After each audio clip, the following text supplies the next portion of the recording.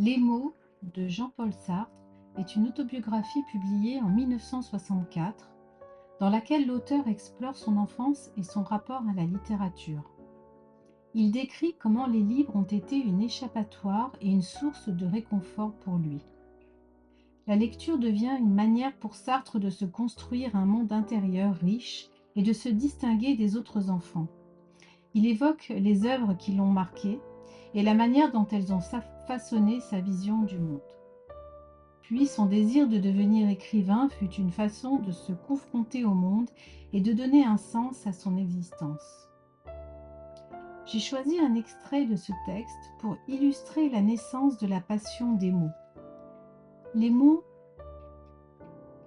et les livres. Les livres sont des objets particuliers. Ils sont simples, parfois austères, ou bien au contraire pompeux avec des décorations travaillées. Et chacun d'eux renferme en lui un univers qui s'ouvre à nous. Les mots pour le dire, les mots pour rêver, les mots pour aimer ou haïr, les mots pour la beauté ou la laideur, les mots pour exprimer nos pensées, pour conter des histoires, pour témoigner ou pour rêver et inventer. Les mots tout-puissants peuvent tout faire, à condition d'avoir un esprit curieux pour les lire.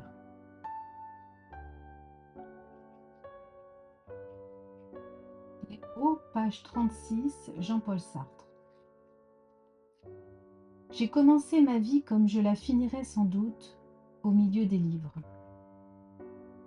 Dans le bureau de mon grand-père, il y en avait partout. Défense était faite de les épousseter sauf une fois l'an avant la rentrée d'octobre.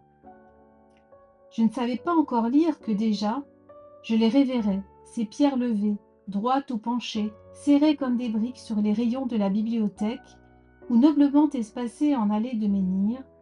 Je sentais que la prospérité de notre famille en dépendait. Elles se ressemblaient toutes. Je m'ébattais dans un minuscule sanctuaire, entouré de monuments trapus, antiques, qui m'avaient vu naître et qui me verraient mourir, et dont la permanence me garantissait un avenir aussi calme que le passé. Je les touchais en cachette pour honorer mes mains de leur poussière, mais je ne savais trop qu'en faire, et j'assistais chaque jour à des cérémonies dont le sens m'échappait. Mon grand-père, si maladroit d'habitude que ma mère lui boutonnait ses gants, maniait ces objets culturels avec une dextérité d'officiant.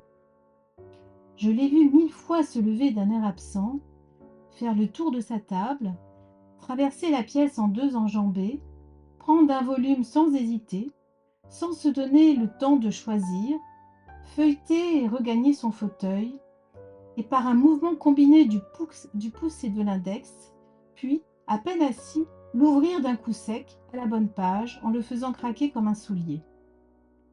Quelquefois, je m'approchais pour observer ces boîtes qui se fendaient comme des huîtres, et je découvrais la nudité de leurs organes intérieurs, des feuilles blêmes et moisies, légèrement boursouflées, couvertes de vénules noires, qui buvaient l'encre et sentaient le champignon.